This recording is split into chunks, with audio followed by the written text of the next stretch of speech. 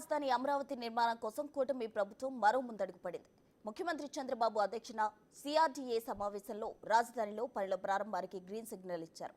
మొత్తం 23 అంశాలకు అథారిటీ ఆమోదం తెలిపింది.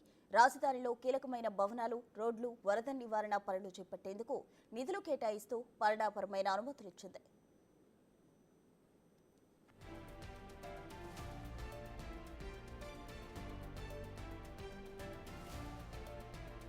2498 కోట్ల రూపాయలతో రహదారుల పనులు ప్రారంభించనున్నారు.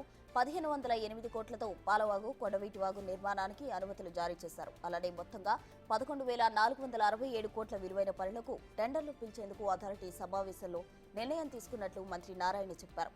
డిసెంబర్ నెలాఖరుకు ఐకానిక్ భవనాలకు టెండర్లు పిలుస్తామన్నారు.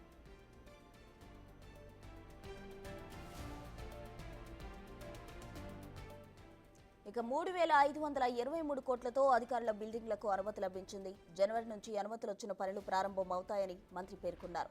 అన్ని రకాల వస్తువులు ఇంటర్నేషనల్ స్టాండర్డ్లో చేయాలని సీఎం చంద్రబాబు ఆదేశించారని నారాయణ వెల్లడించారు. సీడ్ యాక్సిస్ రోడ్ ఇక పూర్తయ్యేలోగా E11, E15 రోడ్లను టెండర్లు పిలిచి పూర్తి చేస్తామని చెప్పారు. వరల్డ్ బ్యాంక్ బోర్డు మీటింగ్లో ఒక నిర్ణయం వస్తుందని తెలిపారు. వాటి యొక్క డిజైన్స్ని సంబంధించిన ఎస్టిమేషన్స్ ఇస్తామన్నారు. అది కూడా ఇవ్వగానే వాటిని కూడా అథారిటీ మీటింగ్లో ఈ నెలాఖరు లోపల అంటే డిసెంబర్ నెలాఖరు లోపల పెట్టి వాటిని కూడా అప్రూవ్ చేసి టెండర్ పిలవడం జరుగుతుంది.